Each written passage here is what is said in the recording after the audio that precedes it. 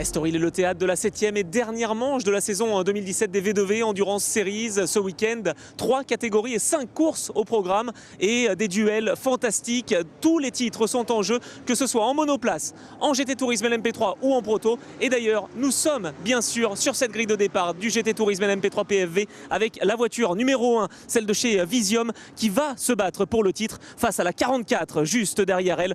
Tous les ingrédients sont réunis donc pour nous offrir une très belle bagarre ici à Estoril. Le résumé de l'épreuve, 7e et dernière manche de l'année, c'est tout de suite.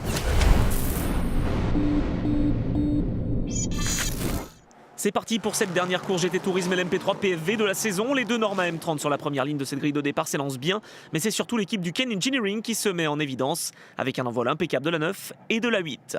Derrière dans le peloton, tout se passe sans encombre, notamment pour les prétendants au titre. Dans ce premier tour, l'objectif pour eux de ne pas commettre d'erreur sur cette piste allant en s'asséchant après des averses tombées la veille et dans la matinée. En tête, la Norma M30 numéro 9 devance la Ligier numéro 24 de l'équipe Hawk Racing et la numéro 8. Quatrième place pour la Renault RS01 pilotée par Max Mugelli, toujours très à l'aise en début de course. Mais très vite, le premier coup de théâtre intervient puisqu'avant même la fin du premier tour, l'un des prétendants au titre GT est en difficulté. Il s'agit de la Ferrari F488 de l'équipe Visium. Thierry Perrier n'a rien pu faire pour éviter la Ligier numéro 5 de l'équipe By Speed Factory, partie en tête à queue dans le tout dernier virage. La course des champions en titre s'annonce déjà bien compromise. Le safety car faisait donc son entrée en piste afin de permettre au commissaire d'évacuer la Ligier numéro 5. Les équipes en profitaient pour appeler leur voiture au stand afin de changer de pneus, la pluie commençant doucement à faire son apparition. Dans le stand Visium, les mécaniciens sont à pied d'œuvre pour réparer la Ferrari blessée. Il faut qu'elle reparte pour tenter de marquer quelques points dans cette épreuve à coefficient 2. Après quelques tours sous le contrôle du safety car, la course est relancée. Lucas Légeret dans la Norma numéro 9 est en tête devant 3 Ligiers, la 22 des champions en titre LMP3, la 24 et la 95 de l'équipe Racing for Poland. En GTV1, la Lamborghini numéro 46, pilotée par Tiziano Carugati, Harry Tenekezian et Geoffrey Denarda, a pris les commandes de l'épreuve devant la Ferrari du CMR de David Loger et Eric Mouez. Cette Lamborghini ne peut plus espérer se battre pour le titre 2017 de la catégorie, mais elle veut finir sur une bonne note. Une victoire serait la conclusion parfaite de cette saison 2017.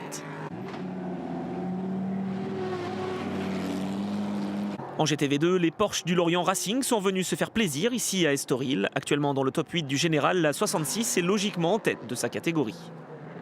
Devant, Pierre Nicolet, sur la Ligier numéro 24, est déchaîné. Il a pris les commandes de la course face à Lucas Légeret. Attention quand même, pas trop en faire sur une piste toujours très piégeuse. Troisième place pour l'équipe Inter-Europol Compétition qui se bat face à la Ligier du Graf pour le gain du titre LMP3 2017. Pour s'imposer, les Polonais doivent finir premier ou deuxième si le Graf ne termine pas sur le podium de l'épreuve.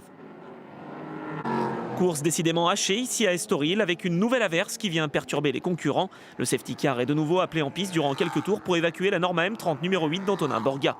Certaines voitures en profitent pour effectuer quelques-uns de leurs passages handicap, une spécificité V2V pour équilibrer les performances des équipages. La numéro 8 va elle être ramenée au stand pour être réparée et la course relancée. Dans le peloton de tête, la Ligier numéro 22 des champions LMP3 en titre attaque.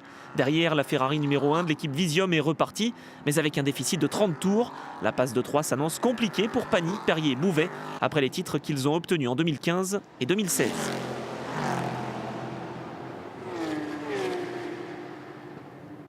Devant, Lucas Légeret a repris la tête de course. Ça fait 2h20 qu'il roule, un relais impressionnant et un rythme qu'il est tout autant. En GTV1, les deux Ferrari F488 et 458 des équipes Visium et CMR sont roue dans roue, mais elles sont séparées de plus de 20 tours. À l'heure actuelle, David Loger et Eric Mouez seraient les lauréats de cette saison 2017. Nikolai Rogivu sur la 22 épaule ce week-end Henrik Stiel et Jakub Smikowski. Ces derniers pourraient être titrés après le décompte de points si l'équipe Graf ne termine pas sur le podium. Pour l'instant, l'équipe polonaise est virtuellement championne. La Lamborghini 46 est elle toujours en tête du GTV1, alors que la Porsche numéro 64 engagée en GTV2 est sur le podium de sa catégorie. Une course solide de la part de l'ensemble de l'équipe Porsche Lorient de Frédéric Ancel. Attention à la sortie de route de la Renault RS01 dans la toute dernière parabolique. Le safety car est une nouvelle fois appelé en piste. À la mi-course, les champions seraient donc la Ferrari 458 numéro 44 de l'équipe CMR en GTV1 et la Ligier JSP3 numéro 22 en LMP3. Mais il reste 3 heures à disputer. Les rebondissements peuvent encore être nombreux.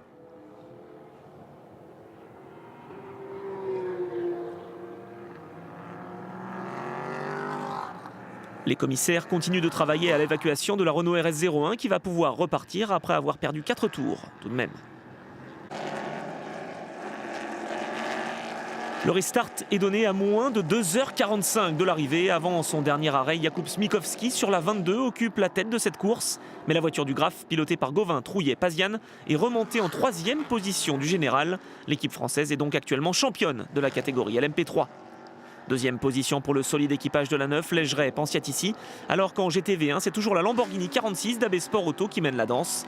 Quelle démonstration pour cette dernière course de la saison! Arrêt au stand pour la Ligier numéro 22 des leaders de cette épreuve. Jakub Smikovski va laisser sa place à Henrik Steele. Dans l'état actuel des choses, l'équipage germano-polonais manquerait le titre pour quelques points seulement face à la 39 du Graf. Dans le clan français, on fait les calculs. Si la voiture reste 3e, c'est bon pour le titre. Dans le même temps, sur la piste, Nelson Pensiatici attaque fort et va s'emparer des commandes de la course face à Henrik Steele avant une nouvelle intervention de la voiture de sécurité. Cette fois-ci, c'est la Porsche numéro 66 des leaders de la catégorie GTV2 qui a été victime d'une casse moteur. Les commissaires vont donc devoir nettoyer la piste avant de relancer la course.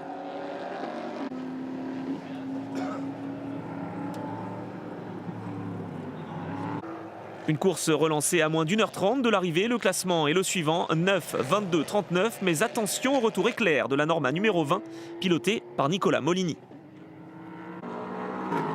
Dans le clan Inter-Europol Compétition, la tension est palpable. Si l'équipe DB Autosport dépasse la Ligier numéro 39 du Graf, l'issue du championnat pourrait être totalement modifiée.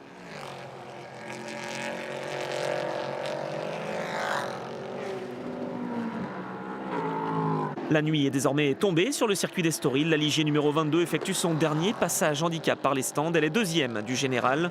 Une place qui pourrait suffire à son bonheur. En effet, dans des conditions de visibilité difficiles, Sergio Pazian, remplaçant au pied levé d'Éric Trouillet sur la 39, n'a rien pu faire face à l'attaque de tous les instants de Nicolas Molini. L'équipe Graf qui menait le classement LMP3 depuis la course du Paul Ricard est retombée au 4e rang du général ici à Estoril au jeu des décomptes de points. C'est donc le duo Smikovski-Steele sur la Ligier numéro 22 qui décrocherait le titre 2017.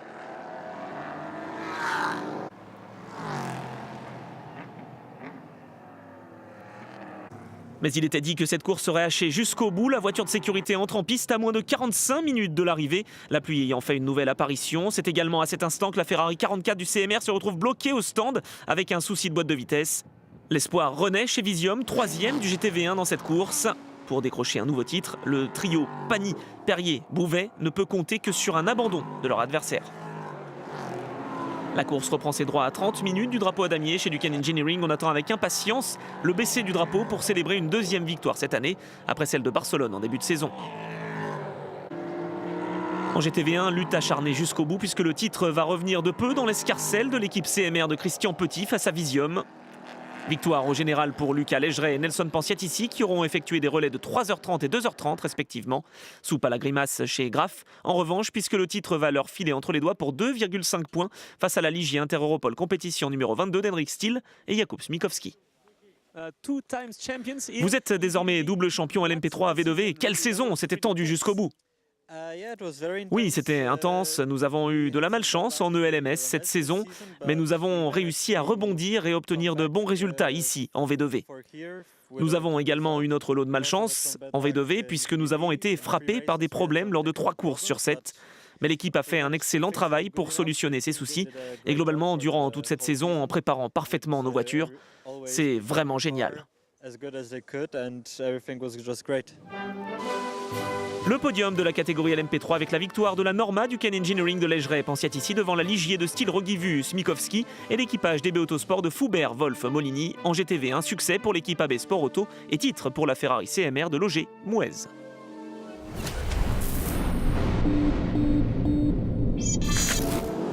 On passe à la catégorie monoplace. Pour cette première course du week-end, la pole position a été signée par Pierre-Alexandre Jean devant Lorenz Heur et Moritz Müller-Crépon. Très bon envol de l'Allemand Lorenz Heur sur la 77, mais le poleman à droite de l'image conservait les commandes de l'épreuve au premier freinage. Le leader du championnat Gilles Herriot abordait ce week-end prudemment. Il possédait plus de 100 points d'avance sur son dauphin, Moritz Müller-Crépon. Alors que certains concurrents devaient renoncer, la voiture de sécurité faisait sa première apparition. Le trio de tête était toujours le suivant. Pierre-Alexandre Jean devant Lorenz Heur et Moritz Müller-Crépon. Belle prestation d'Alexis Carme pour le compte de l'équipe Lamo Racing Car qui pointait en 6e place. Au restart, Pierre-Alexandre Jean conservait l'avantage. Lorenz Heur et Moritz Müller-Crépon étaient en embuscade. Rappelons que les deux hommes se battaient également pour le gain de la 2e position du championnat. Mais à l'issue de cette première course de 20 minutes, c'est bien le pilote RC Formula, Pierre-Alexandre Jean, qui l'emportait devant Lorenz Heur et Moritz Müller-Crépon. Dans des conditions délicates, Gilles Herriot terminait aux portes du top 10. Au départ de la 2e course, c'est une nouvelle fois Pierre-Alexandre Jean qui s'est lancé de la pole position devant Moritz Müller-Crépon, Lorenz Heur et Alexis Carme. Mais au premier virage, c'est le Suisse Moritz Müller-Crépon sur la 32 qui s'emparait de la première place devant Pierre-Alexandre Jean et Lorenz Heur. L'Allemand attaquait fort mais devait se méfier des attaques de l'Italien Diego Bertonelli sur la monoplace numéro 1. En tête, la bagarre faisait rage entre Moritz Müller-Crépon et Pierre-Alexandre Jean. Le pilote RC Formula manquait son freinage et devait se raviser avant de porter son attaque au virage numéro 6. Le pilote RC Formula récupérait son bien de manière musclée avant que le safety car ne fasse une nouvelle entrée en piste. Une intervention rapide puisque les pilotes étaient lâchés au tour suivant. La course reprenait donc ses droits et Pierre-Alexandre Jean menait toujours, mais devançait désormais Lorenz Heur et Moritz Müller-Crépon, menacés par Diego Bertonelli. Le Suisse partait même à la faute quelques instants plus tard et perdait quasiment tout espoir au championnat. Le duo de tête composé de Jean et Heur allait tranquillement se diriger vers la ligne d'arrivée. 2e victoire en 2 courses pour Pierre-Alexandre Jean devant Lorenz Heur et Diego Bertonelli.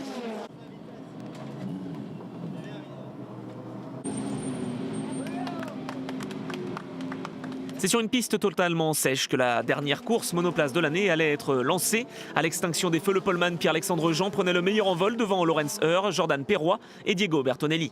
Derrière, Gilles Herriot n'avait d'autre objectif que de terminer dans le top 10 pour pouvoir décrocher le titre 2017 et permettre à la France de retrouver la première marche de cette catégorie, ce qui n'était pas arrivé depuis 2013 et le sacre de John Philippi. Dans la catégorie gentleman, Pietro Peccenini était lui opposé à Le Breton, mais le pilote Formula Motorsport abordait cette dernière course de l'année avec un avantage de points conséquent sur son adversaire italien. Devant, la lutte pour la 2e position était disputée entre Heur et Bertonelli avant une nouvelle intervention de la voiture de sécurité. Les pilotes allaient devoir maintenir leurs pneumatiques en température pour le restart.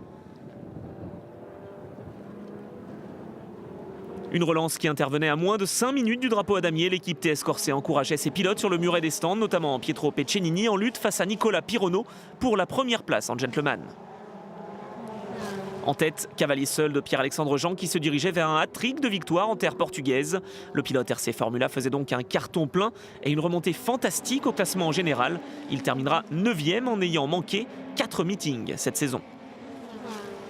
Retour au parc fermé, l'occasion pour le triple vainqueur du week-end de fêter ses succès, mais surtout à l'équipe Formula Motorsport de Jean-Claude Estre de célébrer les 2 titres monoplace 2017, au général et en gentleman, pour Gilles Herriot et Le Breton.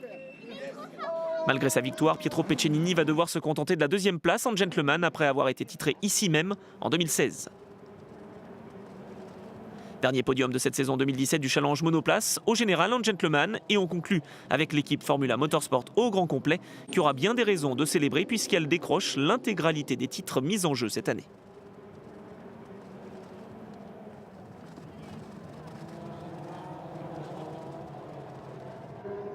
Les 16 protos CN sont en formation pour le départ de cette course de 6 heures à coefficient 2. La Norma numéro 22 de Vaucher de la Fosse à Caris s'élance en pole position et va devancer la 2 des leaders du championnat au premier freinage.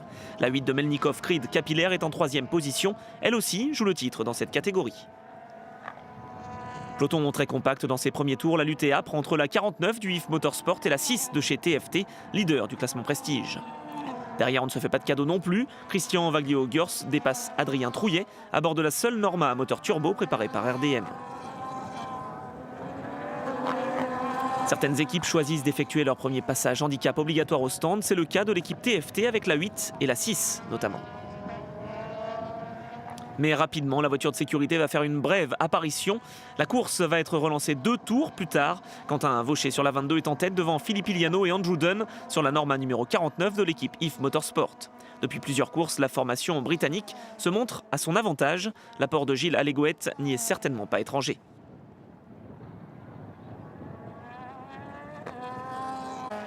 Belle remontée pour la 42 de l'équipe Palmyre, partie 9e. Cette voiture pilotée par Antoine Veil s'empare de la 4e place de cette épreuve après un superbe dépassement sur la 14 de chez CD Sport.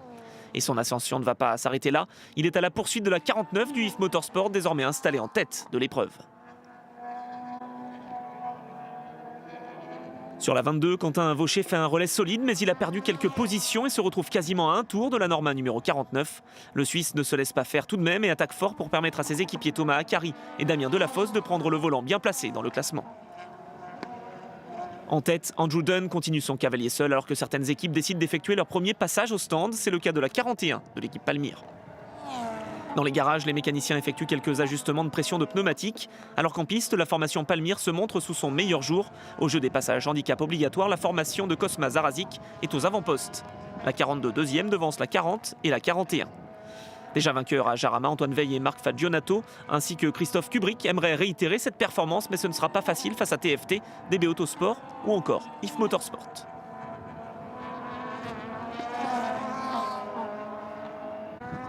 On retrouve Antoine Veil aux prises avec Philippe Thirion sur la 6. À bord de la 42, Veil est redoutable. Il va effectuer un relais de plus de 3 heures avant de laisser son volant à ses équipiers. Une bien belle endurance. Mais dans cette course où il faut conserver toute sa concentration, Andrew Dunn a été un peu trop optimiste lors du dépassement d'un pilote retardataire. Avertissement sans frais, mais cela va profiter à Antoine Veil qui s'empare des commandes de la course quelques instants plus tard. Attention à la 66 pilotée par Inès Tétinger, une fuite d'essence va conduire à un incendie. Décidément, l'équipe RC Formula n'est pas vernie dans cette catégorie prototype. Fort heureusement, Inès ne sera pas blessée et la voiture va même pouvoir être nettoyée et repartir à l'attaque. Grosse déception tout de même dans le clan luxembourgeois qui nourrissait de gros espoirs ici à Estoril. Sans surprise, la voiture de sécurité est appelée en piste pour permettre au commissaire d'évacuer la voiture blessée du trio Tétinger-Drew-Richard. L'épreuve reprend ses droits peu avant la mi-course. Antoine Veil est toujours en tête, mais il doit se défaire du trafic après cette neutralisation. Le pilote Driving Concept ne va pas tarder à remonter puisqu'en 3 tours seulement, il se retrouve avec une piste claire devant lui.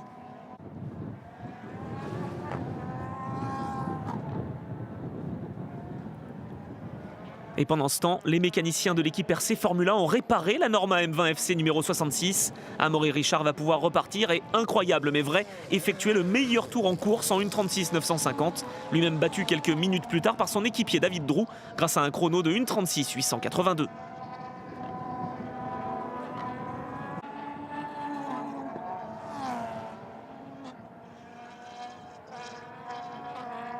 Au classement en prestige, la 6 remonte méthodiquement. Le trio Bazo, Thirion, Caillon est revenu dans le top 5 et se prend même à rêver d'une victoire au général, comme il l'a déjà réussi à Dijon cette saison.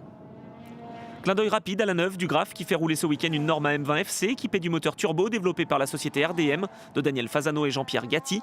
La fiabilité est au rendez-vous. Nous devrions retrouver plusieurs moteurs turbo l'an prochain pour concurrencer les blocs atmosphériques Honda, véritable référence en CN depuis plus de 10 ans. En tête, la 42 continue sa démonstration alors qu'Erwin Creed, à bord de la 8, passe par les stands. Il a pris le relais d'Ilya Melnikov et espère bien remonter au classement pour tenter de décrocher le titre 2017 face à ses adversaires de la numéro 2.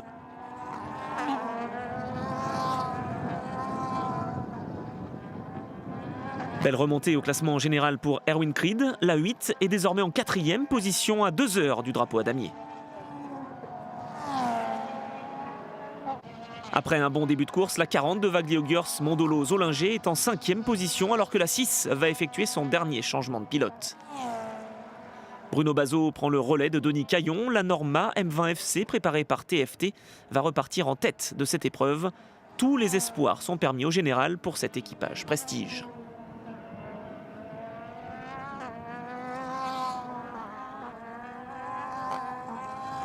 Dans la 42, c'est désormais Christophe Kubrick qui a pris le volant. Après Jarama, un nouveau duel entre les deux équipages prestige de tête va avoir lieu.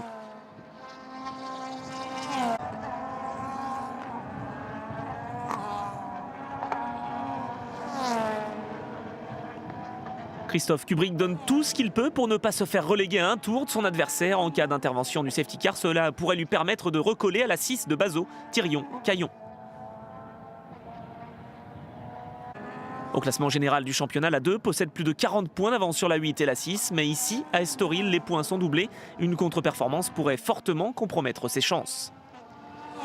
À moins d'une heure de l'arrivée de cette course, la Norma numéro 6 est toujours en tête, mais la 42 n'a pas dit son dernier mot. La stratégie de course est une donnée importante dans ces épreuves V2V. Rien n'est joué jusqu'à l'agitation du drapeau à damier.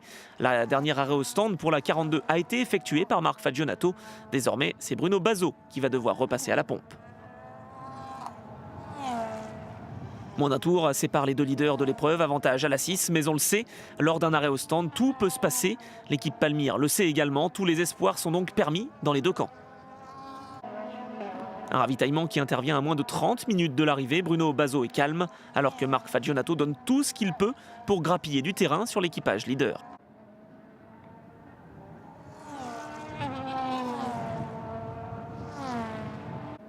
Ça repart pour Bruno Bazot. Où va-t-il ressortir ?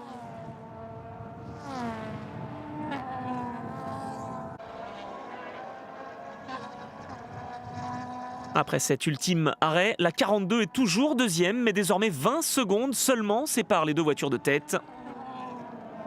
Et ce n'est pas la seule lutte qui va nous intéresser, puisque la 2 remonte comme un boulet de canon sur la 8. Les champions en titre et actuels leaders du classement, Ferté-Iliano Villarigno, aimeraient terminer sur le podium de cette épreuve d'Estoril. Ander Villarigno doit combler un déficit de 15 secondes sur Vincent Capillaire. La mission s'annonce délicate pour l'Espagnol. Dernier tour pour la Norma numéro 6 de chez TFT. L'écart entre elle et la Norma de l'équipe Palmyre est de 15 secondes. Un écart impossible à combler pour Marc Fagionato, qui va devoir se contenter d'une très belle deuxième place, en compagnie de ses équipiers Antoine Veil et Christophe Kubrick. Les leaders de la course entrent dans la dernière parabolique et c'est la victoire pour Bruno Bazot, Philippe Thirion et Denis Caillon, leur deuxième de l'année en V2V. Ils s'emparent du même coup de la place de vice-champion derrière la 2 et décrochent un nouveau titre en catégorie prestige.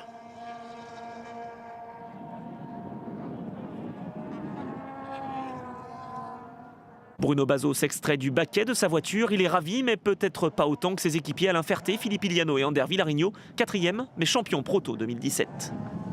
Ce week-end, l'objectif c'était gagner le championnat. On est super contents, super fiers de rouler avec Philippe et avec Alain. C'est tout un honneur. Et bon, avec TFT, qu'est-ce que je vais dire? Le team place ces 3 voitures en tête au championnat. C'est super, c'est énorme. Je suis très content et très très fier de rouler avec eux et avec mes 2 partenaires parce qu'ils finissent bien le boulot quand même. Sur la plus haute marche du podium, les pilotes de la 6 sont entourés de ceux de la 42 et de la 8. Une dernière course ultra disputée qui se termine donc par un doublé des équipages Prestige au classement final de cette épreuve.